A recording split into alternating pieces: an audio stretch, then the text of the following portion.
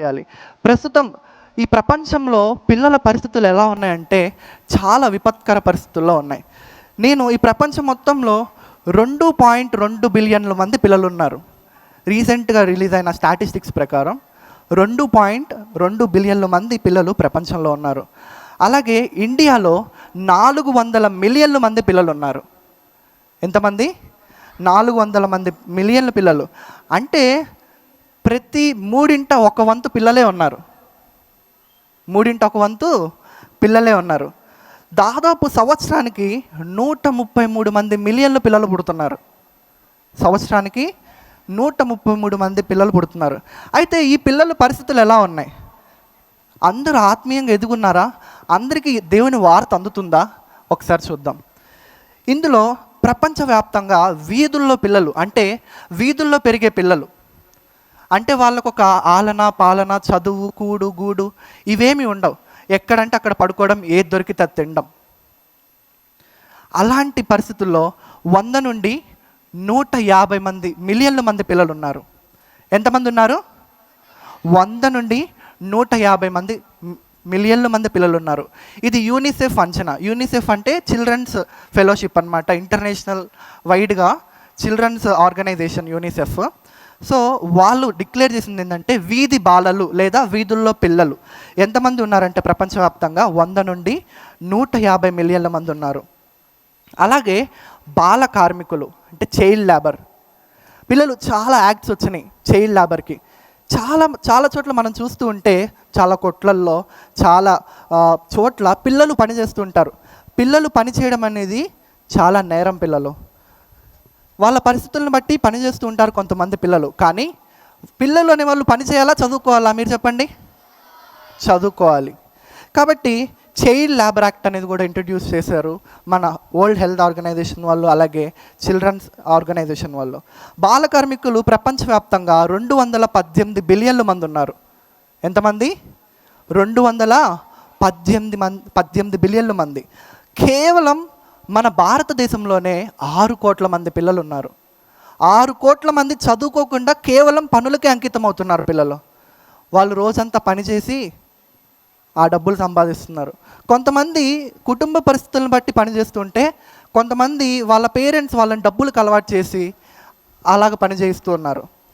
కేవలం ఇండియాలోనే 6 కోట్ల మంది ఉన్నారు. ఇంకా పిల్లలు కూడా లైంగిక వృత్తిలో ఉన్నారు, బాలల సెక్స్ వర్కర్లుగా ఉన్నారు. వీళ్ళు ప్రపంచవ్యాప్తంగా 20 లక్షల మంది ఉన్నారు. ఇండియాలోనే 5 లక్షల మంది ఉన్నారు. ఇండియా నుంచి వేరే దేశాలకి, పిల్లల గురించి చెప్తున్నా నేను, ఇండియా నుంచి వేరే దేశాలకి అక్రమంగా రవాణా అవుతున్నారు పిల్లలు. అలాగే ఎయిడ్స్ అనాథలు, అంటే తల్లిదండ్రులు ఎయిడ్స్ ఉండి తల్లిదండ్రులు మరణించి పిల్లలు అనాథలైన వాళ్ళు. వీళ్ళు 15 మిలియన్ల మంది ఉన్నారు.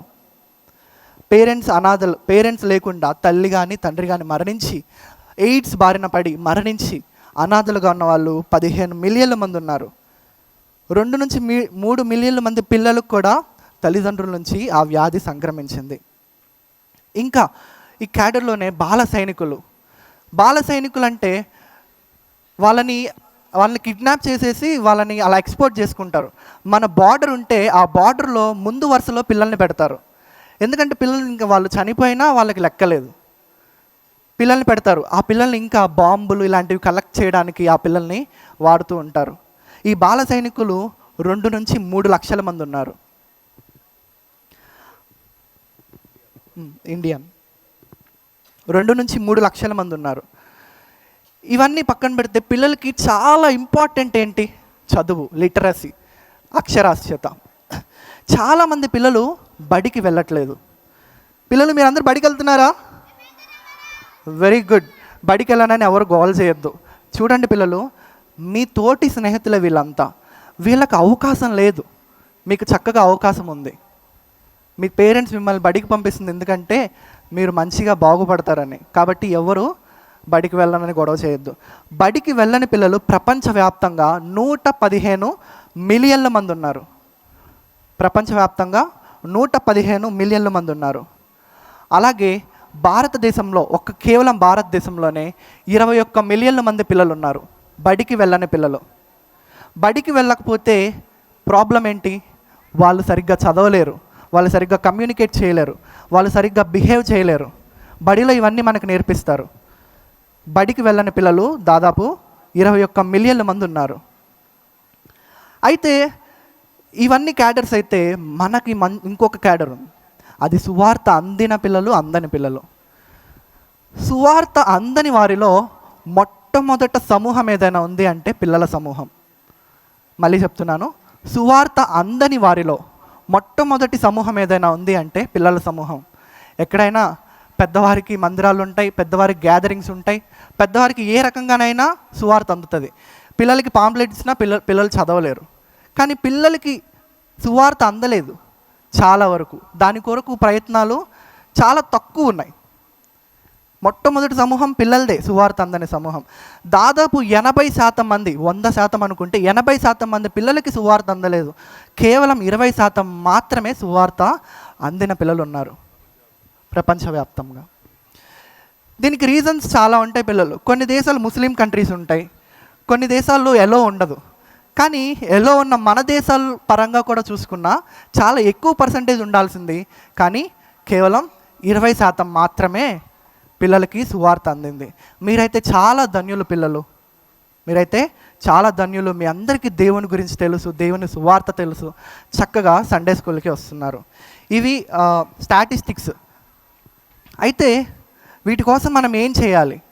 ఇదంతా ఎందుకు చెప్పానంటే మనలో ఒక భారం అనేది పిల్లల పట్ల రావాలి అని. అయితే ఈ స్టాటిస్టిక్స్లో భాగంగా తండ్రి సన్నిధి సండే స్కూల్స్ టీం కూడా ఈ సంవత్సరం నుంచి ఒక 2 ప్రాజెక్ట్స్ స్టార్ట్ చేయాలని ఆశపడుతున్నాం. ఒకటి మిషన్ రాబర్ట్ రైక్స్, రెండోది ప్రాజెక్ట్ సండే స్కూల్. ఈ మిషన్ రాబర్ట్ రైక్స్లో ఏం జరుగుతుంది అంటే ఆర్ఫనేజెస్, అనాథాశ్రమాలు, హాస్టల్స్ ఇలాంటి వాటిని దర్శించి అక్కడ వాళ్ళ ఆత్మీయ అవసరతలు తీర్చి వాటితో పాటు వాళ్ళ నీడ్స్, వాళ్ళకి క్లాతింగ్ కానీ ఇంకా ఏమైనా వాళ్ళకి అవసరాలు ఉంటే అవన్నీ తీర్చాలి అనేది ఈ మిషన్ రాబర్ట్ రైక్స్ అనే ప్రాజెక్ట్లో భాగం. అలాగే ప్రాజెక్ట్ సండే స్కూల్స్. ఈ ప్రాజెక్ట్ సండే స్కూల్స్ భాగం ఏంటి అంటే ప్రతి ఒక్క తండ్రి సన్నిధి మినిస్ట్రీస్లో సండే స్కూల్ ఏర్పాటు చేయాలి. అక్కడ టీచర్స్తో మేము గ్యాదర్ అవ్వాలి, అక్కడ టీచర్స్ ఇన్ఫర్మేషన్ మేము తెలుసుకోవాలి, అక్కడ పిల్లల్ని గ్యాదర్ అవ్వాలి. అండ్ ఈ ప్రాజెక్ట్ సండే స్కూల్స్లో భాగంగానే సమ్మర్ క్యాంప్స్ అనేవి నిర్వహించడం జరుగుతుంది. ఈ సమ్మర్ క్యాంప్స్ అనేవి నిర్వహిస్తే పిల్లలకి ఇంకా సమ్మర్ క్యాంప్స్లో ఏముంటాయి అంటే మంచిగా పాటలు, memory versus, puppet show, magic show ఇలాంటివన్నీ. మన ఈ 2 మిషన్స్ యొక్క మెయిన్ ఉద్దేశం ఏంటి అంటే తండ్రి సన్నిధి మినిస్ట్రీస్ ఏ స్థాయిలో అయితే ఎదిగిందో, ఏ స్థాయిలో అయితే అనేకులకు ఆశీర్వాదకరంగా ఉందో, తండ్రి సన్నిధి సండే స్కూల్స్ కూడా అనేకులకు ఆశీర్వాదకరంగా ఉండాలని. హల్లెలూయా.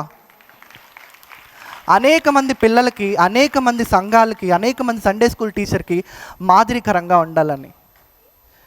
ఈ తండ్రి సన్నిధి సండే స్కూల్ నుంచి అనేకమైన సప్లిమెంటరీస్, అలా అనేకమైన మెటీరియల్స్ ప్రొవైడ్ చేయాలనేది ఈ సంవత్సరం నుంచి ఆశపడుతున్నాం. మన ఎదుట పిల్లలు గొప్ప సవాలు, వాళ్ళే మనకు అపూర్వమైన అవకాశాలు.